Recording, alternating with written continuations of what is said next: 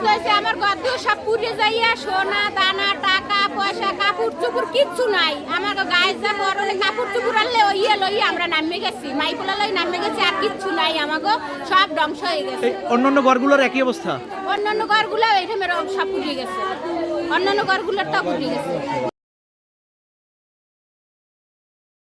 দুপুর 3টে নাগাদ একটা টিনের ঘর আপনার কারেন্টের আগুন থেকে অগ্নিসংযোগ হয়েছে।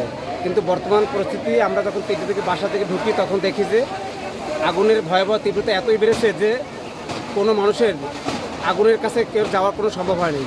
তারপর আমরা এলাকাবাসী আমার বাসা এখানেই, ঠিক আছে, নিচতলায়। আমরা এখানে 10-12 জন লোক আমরা সবাই মিলে এই ড্রামে এবং বালতি করে সবাই জল দেওয়ার ব্যবস্থা করি। এবং তারপর আধা ঘন্টা পরে ঝালকাঠি ফায়ার সার্ভিস আসে। এটি ঠিকানা হয়েছে বর্তমান ঝালকাঠি জেলায়। নিয়ন্ত্রণে আছে আগুনের পর এখানে বর্তমানে আমাদের যে 8 থেকে 10টা ফ্যামিলি, তাদের একদম ফ্যামিলি টোটালি সম্পূর্ণই তাদের ঘর এবং একটা ফ্যামিলিতে যা মাল থাকে মাল সব কিছু পুরে ছাই হয়ে গেছে। বর্তমানে এখন তাদের থাকার মতো কোনো স্থান নাই। এখন তারা হয়তোবা তাদের যে ঘরের যে মাটি আছে, মানে ফ্লোর যাকে বলা হয়, সে মাটি ছাড়া এখন কিছুই নাই, ফ্লোর ছাড়া।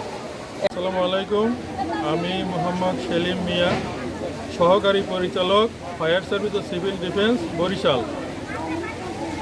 আজ দুপুরের পরে আনুমানিক 3:30টার দিকে আমরা অগ্নিকাণ্ডের সংবাদ পেয়ে ঝালকাঠি সদর থেকে 2টা ইউনিট আসে, প্রথমে কাজ শুরু করে। পরবর্তীতে রাজাপুর ও বরিশাল থেকে আরও 2টি ইউনিট এসে কার্যক্রম শুরু করে। আনুমানিক 2 ঘন্টা কাজ করার শেষে আগুন এখন নির্বাপন করা হয়েছে।